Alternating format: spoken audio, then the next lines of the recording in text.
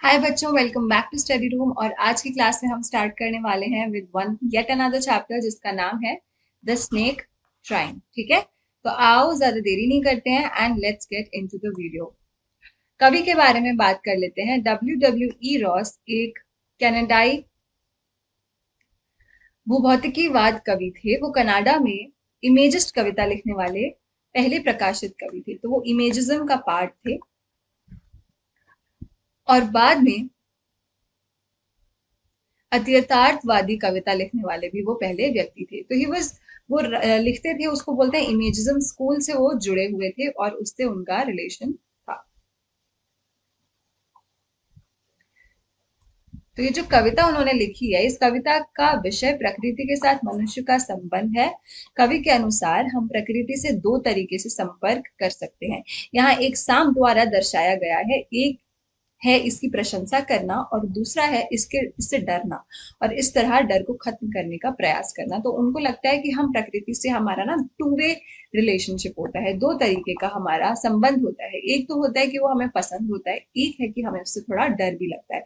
जैसे कि बहुत सारी हमारे ऊपर अगर आपदाएं आ जाती हैं जो कि नेचुरल होती हैं, जिस तरीके की, जैसे कि सुनामी होती है, अर्थक्वेक आ जाता है, भूखलन हो जाता है, तो ये सब चीजें हमें नेचर से थोड़ा सा डराती भी है। लेकिन नेचर बहुत ज्यादा खूबसूरत भी होता है, प्रकृति बहुत खूबसूरत भी है, लेकिन उसके साथ साथ उससे थोड़ा सा डरता भी है मनुष्य। राइट। तो अब कविता पढ़ना आरंभ करते हैं। The snake trying to escape the pursuing stick with sudden curvings of thin long body, how beautiful and graceful are his shapes। तो अब स्नेक, अब यहाँ पे देखो क्या है, हमेशा लिटरेचर में बच्चों, साहित्य में मेटाफर्स का यूज होता है। किस चीज का यूज होता है? मेटाफर्स का यूज होता है, रूपक का यूज होता है। ठीक है। तो अब यहाँ पे जो स्नेक है वो एक्चुअल में स्नेक नहीं है, वो देखा जाए तो वो प्रकृति से संबंधित है, प्रकृति का बोध करा रहा है। वो जो स्पीकर है, जो कवि है, वो प्रकृति के बारे में बताने का प्रयास कर रहा है। To escape the pursuing stick with sudden curvings of thin long body. वो कहता है कि जो स्नेक है वो पीछा कर रहा है लॉन्ग बॉडी का, और वो कहता है कि उसकी जो शेप है वो बहुत ज्यादा ग्रेसफुल है, बहुत ज्यादा सुंदर है। ही ग्लाइड्स थ्रू द वाटर, वो घिसियाते हुए चलता है, ऐसे ऐसे रेंगता हुआ चलता है from the stroke. Let him over the water into reeds to hide without hurt. तो उसको रीड्स का है, जो पतली पतली घास होती है हरी छोटी, तो उसको वहां पे छुपने की जगह चाहिए। तो वो बता रहा है कि किस तरीके जो जो सांप है वो चल के जा रहा है, ठीक है, और छुप रहा है घास में जाके। तो ये सब चीजों का वो आभास करवा रहा है। He is harmless even to children.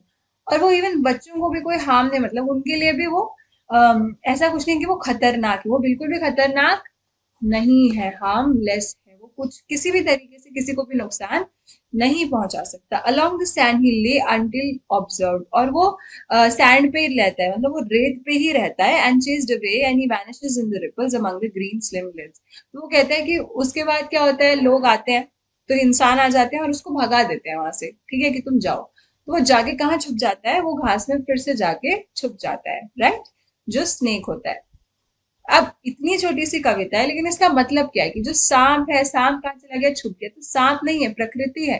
कि प्रकृति से किस तरीके से इंसान डरता है, वो उसके साथ छेड़छाड़ करता है, ठीक है। और उसके बाद इंसान जो है, मनुष्य है, उसको अम, किस तरीके से प्रकृति से दूर नहीं जाना चाहिए, इतना डरने की जरूरत नहीं है, बल्कि प्रकृति के पास जाने की, प्रकृति की गोद में जाने की ज्यादा जरूरत है। इस कविता में सांप की वजह से घबराया हुआ आदमी उस पर हमला कर रहा है, जबकि वो भागने की कोशिश कर रहा है। सांप के भागते समय कवि उसकी सुंदरता और अनुग्रह की प्रशंसा करता है। तो इंसान जो है वो किस तरीके से डर जाता है। कोई भी, चाहे वो इंसान हो या जानवर, संभावित नुकसान से खुद को बचाने की कोशिश करेंगे। सांप ऐसा करने की कोशिश करता है। कवि सांप का पक्ष लेता है क्योंकि वो पहचानता है मनुष्य द्वारा हमला किए जाने पर प्रकृति शक्तिहीन हो जाती है। तो आजकल देखो आसपास भी क्या चल रहा है, हमारे जीवन में भी यही चीजें चल रही हैं। क्या चीजें चल रही हैं? The first thing is that हम लोग नेचर से थोड़ा सा दूर होते चले जा रहे हैं। तो हमें नेचर की हर एक चीज से डर लगने लगता है। पहले तो वो हमारी लाइफ का पार्ट होता था, लेकिन आजकल ऐसा नहीं होता। ठीक है। रीड्स क्या है? पानी वाले दलदली पौधे। आई थिंक इस चैप्टर के क्वेश्चंस आप अब आराम से अटेम्प्ट कर पाओगे। अगर आपको कोई डाउट होता है तो आप हमें कमेंट करके बता सकते हो, राइट। और अगली अगले वीडियो लेक्चर में हम इसका एक क्विक रिवीजन यहाँ से स्टार्ट करेंगे। तब तक के लिए पढ़ते रहिए, खुश रहिए, and I will see you next time. Bye.